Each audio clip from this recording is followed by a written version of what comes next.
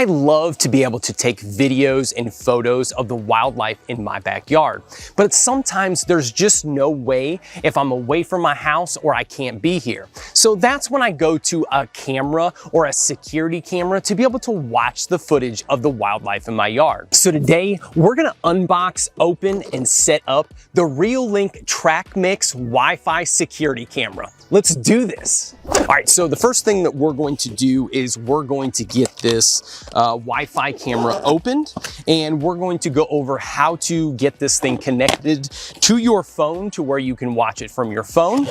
You can watch it from your computer, and then you can basically track wildlife species or humans or anything else if you'd like to. This channel, we'd like to focus on wildlife. So first thing that we have is instruction manuals. We have a power cord and the hardware to mount the camera, and we are going to go over some different mounting options that we have for this camera. We have the camera itself here. So this is a Wi-Fi camera, and it does look like it does have a PoE or Ethernet connection. So we were going to be using that and testing out that as well.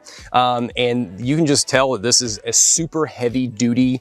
I have security cameras similar to this, but you can just, if you could feel it, the weight of this thing is pretty heavy duty and hefty.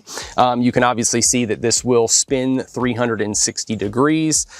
Or it might go just stop right before and have a complete tilt. Yes, it does have just a slight stop. Basically goes the entire way, but it stops from being a complete 360, but at least this means that you can have a full access of your entire yard if you would put it out in the middle of your yard. And then finally, we have a power cable and an Ethernet cable. So the first thing that we're going to do is we're going to get this thing plugged in, and we're going to get it connected to our Wi-Fi and then connected to our camera so we can connect it through our app. So the first thing that we're going to do to get this camera set up is we're going to go ahead and plug this in. So this is a hardwired camera. That means that it is not battery powered, so you won't need a battery or a solar power. So we're going to get this thing plugged in, and then we're going to start setting it up and getting it connected. We have our two cords. So we have the end, the AC end that plugs in, and then we have the end that is basically the extra or extension cord for the camera itself. So we're going to plug one end in here, and then the next end you're going to plug into the camera itself. So this plug right here, there is a little rubber cap that is attached to this that you're going to pop open. Once you pop open that, we're going to plug in our camera. And so now our camera is plugged in, and we should get a little life here and have it start up. You might want to plug it in, then it'll start. All right, the camera is now plugged in. So we should get a little bit of life here. Welcome to Reolink. What? Please install the Reolink app and scan the QR Awesome. code on the camera. All right, so we now have... Willkommen bei Reolink. Bienvenue à Reolink. Installez l'application Reolink de notre Reolink favor. Installez l'application. All right, so it looks like we have all the languages covered too. Welcome to Reolink. Please install the Reolink app and scan the QR code on the camera. Willkommen bei Reolink. Bitte Reolink App installieren. All right, so I guess it's gonna keep talking until I get this thing set up. Bienvenue à Reolink. All right, so while the camera is still talking and wanting me to connect, what we're gonna do is we're going to download the Reolink app. Now, because I already have Reolink cameras, I already have it downloaded on my phone, but just so you know, in the instruction booklet, there is a QR code, and it's going to take you directly to the Android Play Store, the Google Play Store or the Apple Play Store, where you can download the Reolink app directly, or you can search for it on either of your Play Stores. All right, so if we take this and we take our camera, there we go. We're going to follow it into the app. Like I said, I already have the app, so we're just going to open it. So you can see on my Reolink here, and you can see I already have a Reolink camera on my backyard bird camera, or I named it backyard bird camera. So what we're going to do is we're going to go to this top right where the plus sign is, and we're going to hit the plus sign. So this is going to bring up a scanner on your phone. On the top of the camera right here, you're going to see a QR code. And then I'm going to configure by scanning Wi-Fi. Veuillez installer l'application Reolink et scanner le code QR sur la caméra. So it did ask me for the micro SD card. I do not have it quite installed yet. I did say yes. That might be something that I do after. So yes, we've definitely heard the voice played here. We're gonna accept this. We are going to use 5 gigahertz, so it looks like it does both. So we're gonna go ahead and put in our password. And scan the QR code on the camera. Willkommen bei Reolink. Bitte Reolink-App installieren und den QR-Code auf der Kamera. All right, so take the QR code. Camera is connecting to your router. All right, so the camera is now connecting to the router. Connection to the router succeeded. Welcome to Awesome, Reolink. so it's now connected. So we're gonna hit next here. And now it's going to initialize. So a lot of times it does need an update. And so you're going to create a username and password. To the router succeeded. The username and password that we're going to do, this is specifically for the device itself. So this means that if we have it connected through a PoE or a network cable, we can actually connect to this camera and possibly stream this camera on something like YouTube. So what we're going to do is we're just going to create a password. And again, this is just for this particular camera. So you can set up a password in admin for the specific camera and not necessarily for all of the different cameras. So let's go ahead and we're going to create a password here that we're going to use to connect to this camera if we want to use different things for it. So you can set it for illegal. All right, so this is where you're going to name your device, and this is for you specifically, just to give you an idea of like where you put the camera. So, you know, obviously they have stuff like front door, side door, porch, driveway. I'm just going to put backyard for this right now. I do have a ton of different cameras, so I do like to name them specifically so I know where they're at or what they're designed to cover. I'm gonna keep this at backyard for now. And claim an extra 6-month warranty. I am going to skip that for now. So it does look like the installation is complete. So let's take a look. There we are. You can see me here. And that is the look that we're looking at. Great. So let's hit done there. Now, the awesome thing about this camera that is what I love about it, and the great thing, you can even hear the volume on here, so this might get a little crazy, but it has 2 views on the main screen. So there is a wider angle, and then there is a zoomed in angle. And I think this is awesome. I'm gonna turn this off. I think that is awesome specifically for wildlife, because you are able to get a zoomed in version and then being able to see all the other wildlife specifically. And this is, like I said, it's called the TrackMix. So it's specifically supposed to zoom in, tilt, pan, and be able to specifically go to any person, pet, animal, or wildlife. So that's how we're going to use this. So if you were using this as a security camera, that is perfect, because that means that if you have someone walking across your lawn or walking in the street, it's going to zoom in on that person and it's going to focus on that person. And that is exactly what you're looking for from a security camera. So the next part that we're going to do is we're going to get this mounted and installed. So I'm going to go over a couple different mounting options. I am currently living with my in-laws, and so I'm not going to do any hardwired permanent thing to the house. So there is obviously a great way to connect this, and you can just screw this in directly to a wall or some kind of a solid surface. But I'm not going to do the drilling on this, so I'm not going to be using the hardware that they are. So I'm going to use a little bit different. So let's go over some mounting options and how to get this up in your yard. As far as mounting options, there is the permanent option that I spoke about before. Now, they do include hardware for you to permanently mount this, whether that is to your house or to another solid surface. The great thing is they do include this, which is a basic guide, so you can pre-drill your holes to make sure that everything lines up perfectly. Now, like I said before, I am not going to be using a permanent mount. So the mount that I'm going to be using are these hose clamps. They're made for washer and dryers, and essentially what they do is they just twist into place and they can hold different things. So for this camera, I'm going to be mounting it on our eave spout here, or our gutter that comes down from the roof of our house. I have a bird feeder over here that I'm going to be putting it on, and it also points down into the street. So this way I get the best of both worlds. I can have it where it tracks if anyone comes through to our house to deliver a package, and it also will focus on my bird feeder. So this is great. So it's kind of using double duty here. So like I said, this is a smaller version of what I'm going to be using. These are little hose clamps. So I'm going to be putting it on our gutter.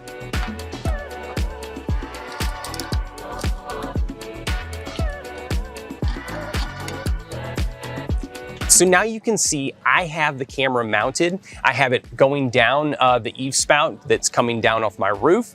It's going to be looking out over the street, and it's also going to be focused at my bird feeder so I can get the best of both worlds here. So now that I have the camera mounted here, let's go through the app and let's see all the different ways that we can use this device and how it can best be suitable for your backyard. All right, so here I am, and I'm at the main Reolink app. As I previously stated, I do have another backyard bird camera from Reolink that I already have on my app. So that is something that you won't be seeing here if you just purchase this camera. So I'm on the main screen here, and as you can see, it shows me that backyard, that's what I named this camera. So I'm gonna go ahead and click this, and it's going to go into a direct live view, probably to the point where you can hear the dual audio because there's audio on here. I'm gonna turn that off so it's not an annoyance to you. So there's a whole world of possibilities from this app and what we can do. So one of the first things that I noticed is I wanted my camera from a mainstay or a main point to be focused at the bird feeder. So what I'm going to do is I'm going to go down to the bottom to the PTZ, and that basically means pan, tilt, and zoom. So I'm going to naturally move my camera to where it points directly at my bird feeder. Now you can see the bottom camera is zoomed in, so it's going to be immediately zoomed in on this bottom camera. Now this is where I want the camera to naturally stay, and that means that if it's not following something or it's looking at something, I want it to be here. So I'm going to hit this circle with a dot button on it, and it's a monitor point. I'm gonna set this as the current monitor point, and so now that is set. And I do want it to auto return. So every time, like if it follows something and it goes away, it's going to go back to my bird feeder. So I'm going to hit yes to the auto return to monitor point. Now intervals, this basically means how long it's going to stay at wherever it was that it was looking before. I'm going to leave this at 60 for now. And then basically that's it. So I'm going to hit X. So now every time it's going to be focused on my bird feeder. So if a bird comes up, it's naturally going to pick that up. But also because it's looking into the street, anybody that comes by, if we get a delivery, it's also going to pick those people up, excuse me. And with the zoom in, I'm going to show you how that's going to work. So let me walk out here. I'm not going to be on camera, but I am on my screenshot here, and it is picking me up. And let's see, okay, it's going to follow me and it's going to zoom in. Let's see if it still follows me.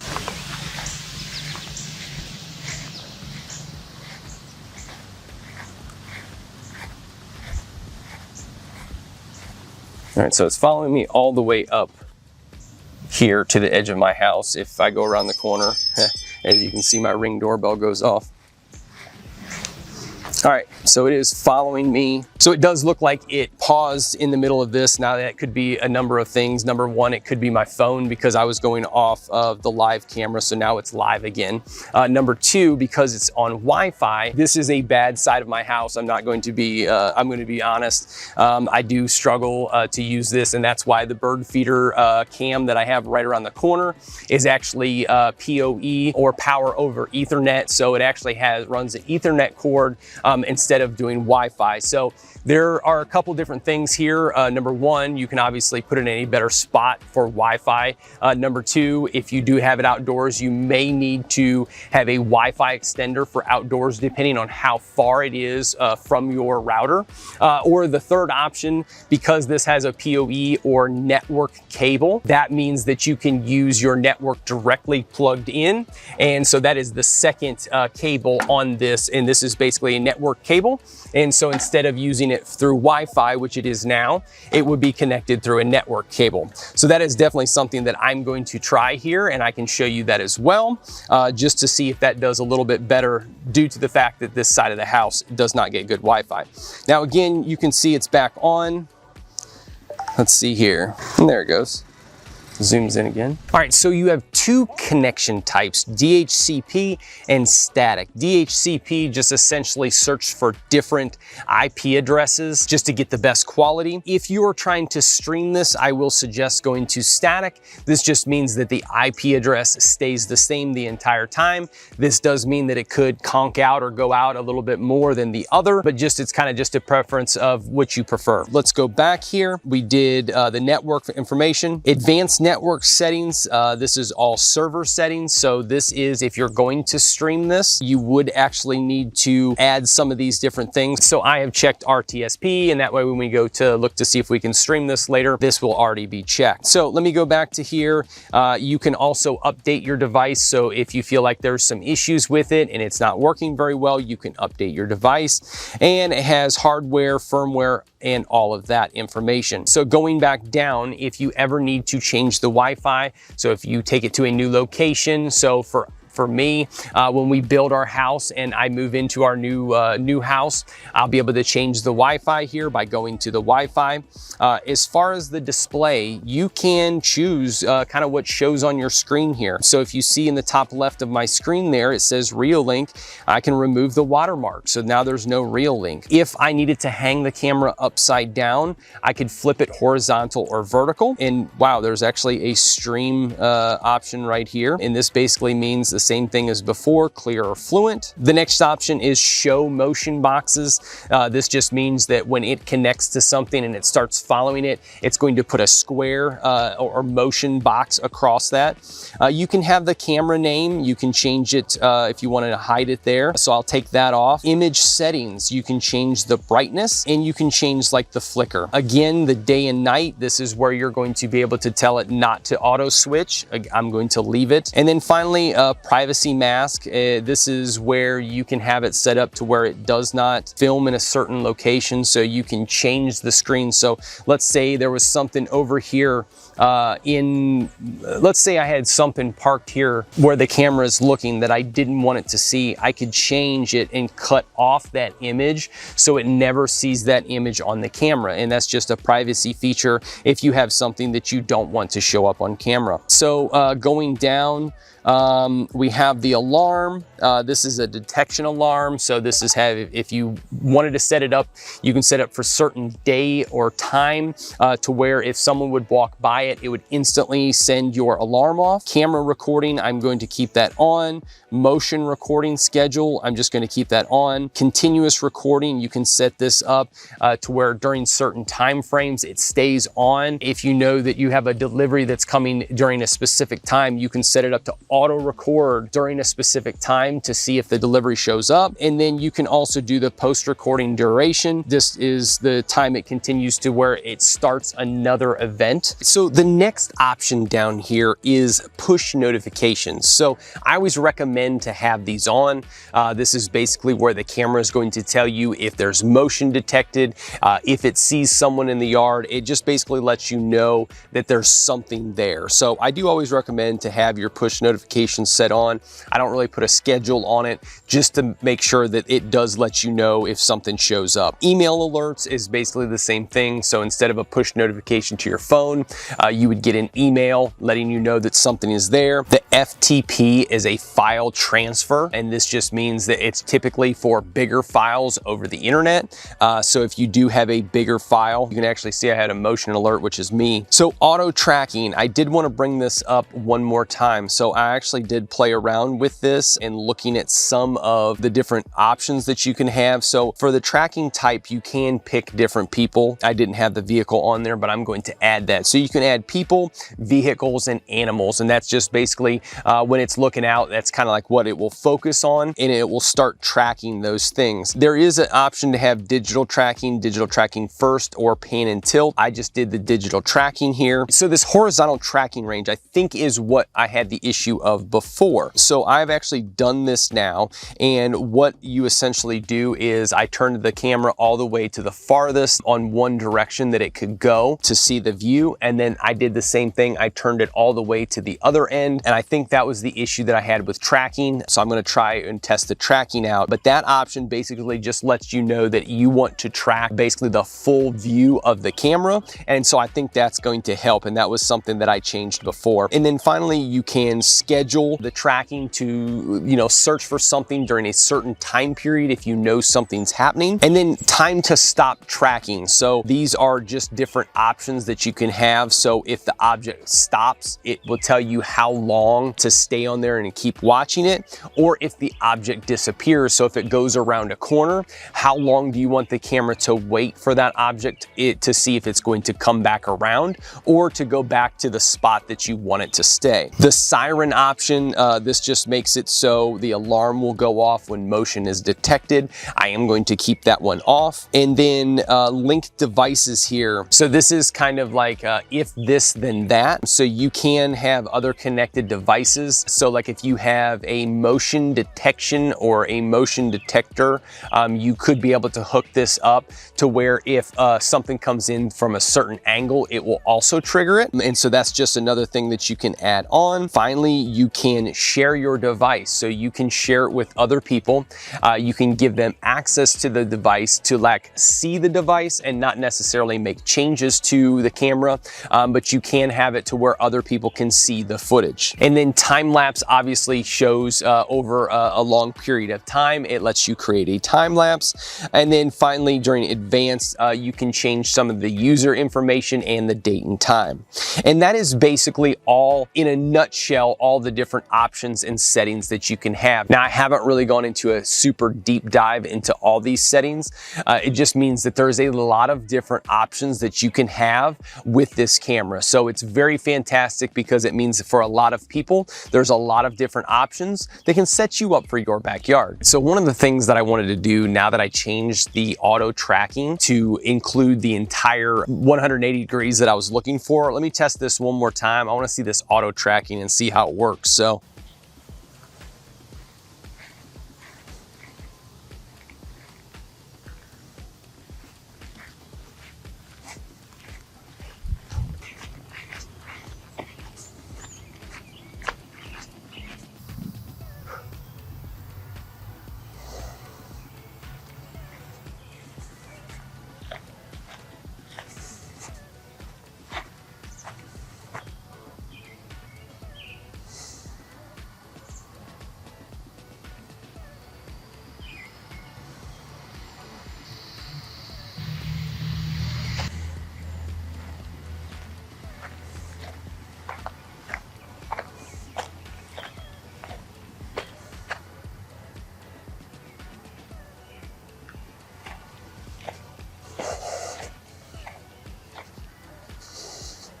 all right, so the tracking did do a little bit better this time. I am fully convinced that it is the Wi-Fi on this side of the house. I do think that I need to bump it up or get some kind of extension or router on this side of the house. So overall, it does work fairly well. I do think with the Wi-Fi on this side of the house, it does tend to stop it a little bit more for the auto tracking. So a few final things within the app here. So one of the things that I did that I talked about earlier is I did add a network cable to this.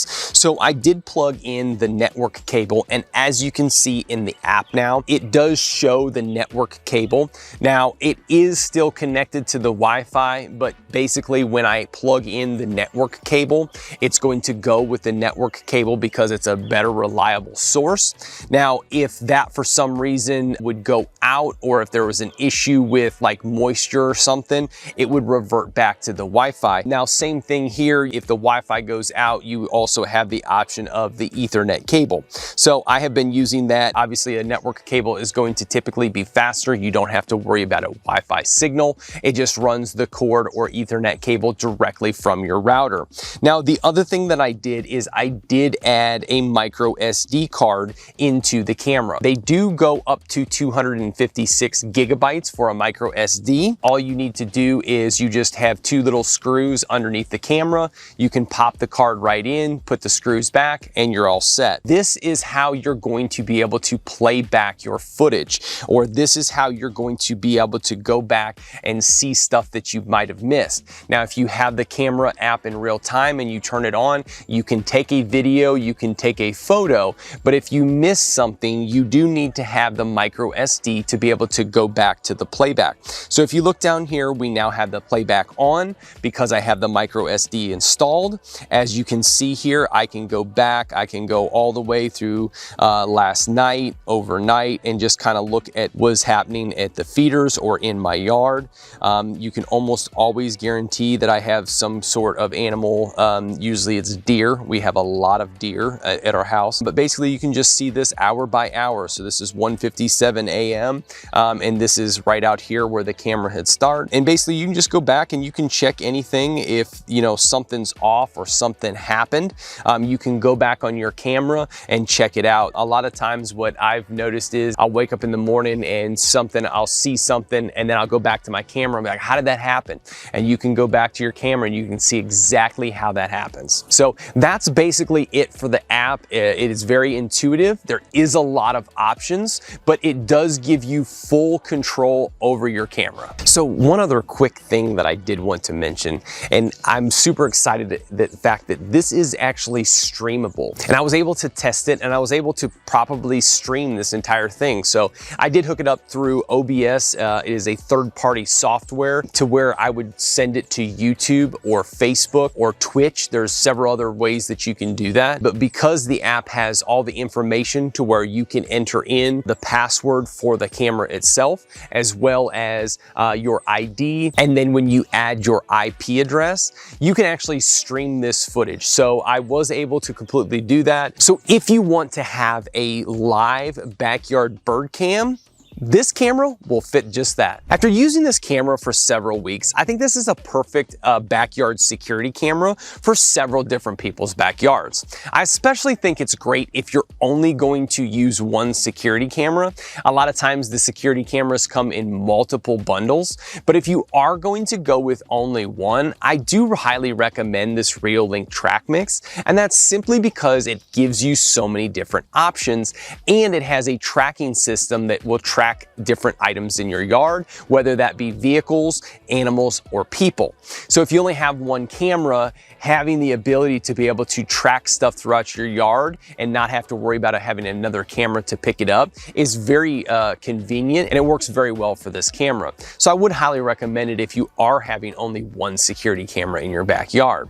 Now, just a few things for this. I do highly recommend to have this connected to a PoE cable because it has the option for it. Now, I know that typically this would make it kind of obsolete because of the fact that it's a Wi-Fi camera, but you do still need to plug it in. So the fact that you already are running a cord, I do recommend running a PoE network cord. And this is just to have some better network and not have to always worry about the Wi-Fi, because if for some reason your Wi-Fi goes out or you have an issue with the network cable, then you have a backup in both situations.